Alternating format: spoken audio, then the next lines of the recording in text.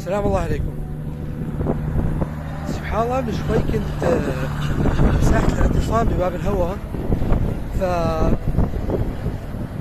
رحت المكان فما كان في ناس، يعني حتى المرضى ما كانوا موجودين بسبب الحر الشديد اللي كان موجود يعني.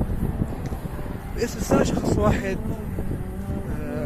اخونا الله يشفيه ويعافيه من جبل الزاوية من قرية حيش تحديدا، مصاب بسرطان الدم وسرطان الجلد. سبحان الله، قلت له انه الدنيا شوب، يعني ليش ما بتروح على البيت؟ فاخونا ساكن ببنش، مشوار شوي بعيد عليه، يروح ويرجع، وامكانيات اخونا ضعيفة شوي،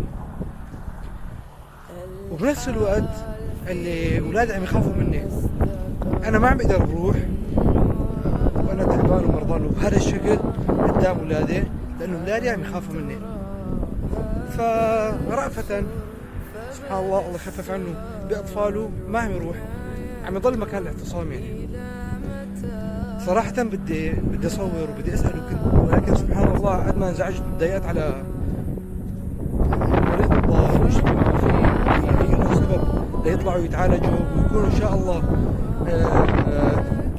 سبب لأنه يكون في عنا هون نحن مركز علاج أو مشفى علاج أمراض السرطان هون بشمال غرب سوريا، بالشمال شمال الحرم.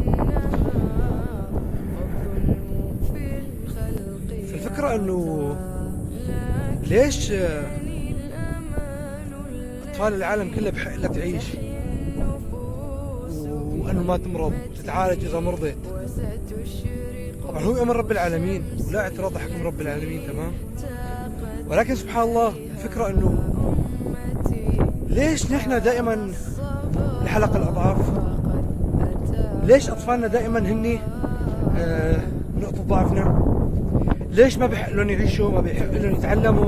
ما بحق لهم يتعالجوا؟ ما بحق لهم يعيشوا أبسط مقومات الحياة؟ سبحان الله، يعني أحد الأطفال كمان مرضى السرطان متضايق وعم يبكي إنه أنا بدي أموت، ديروا بالكم على أمي، لا تقطعوا عنا الخبز. هيك المفروض طفل بهذا العمر يفكر؟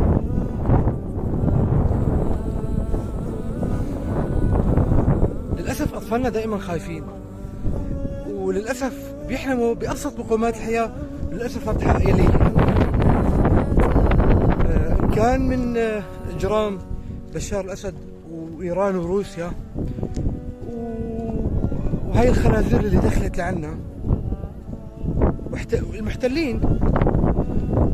سبحان الله، أمر رب العالمين صار مرض السرطان وبعض الأطفال انصابوا، فالطفل هيك أكله، والحمد لله على كل حال. إنما يوفى الصابرون أجرهم بغير حساب. لكن هذول أطفال إن شاء الله يعني سبب لندخل الجنة بخطيتهم. يعني أنا بس بدي أفهم أنه ليش أطفال العالم كله بحق لها تعيش إلا أطفالنا ما بحق لهم يعيشوا؟ ليش أطفالنا ما بحق لهم يكونوا آمنين أقل شيء؟ أنا بس بدي أعرف الذنب الكبير يلي بيمنع أن يكون عندنا هون نحن مشفى ومركز علاج لمرضى السرطان.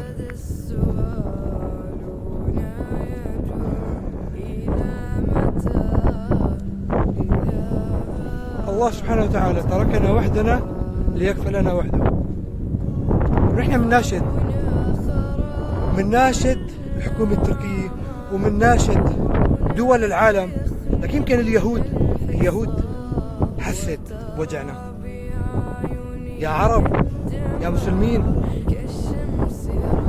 اليهود حست بوجعنا، اليهود حست بوجع أطفالنا.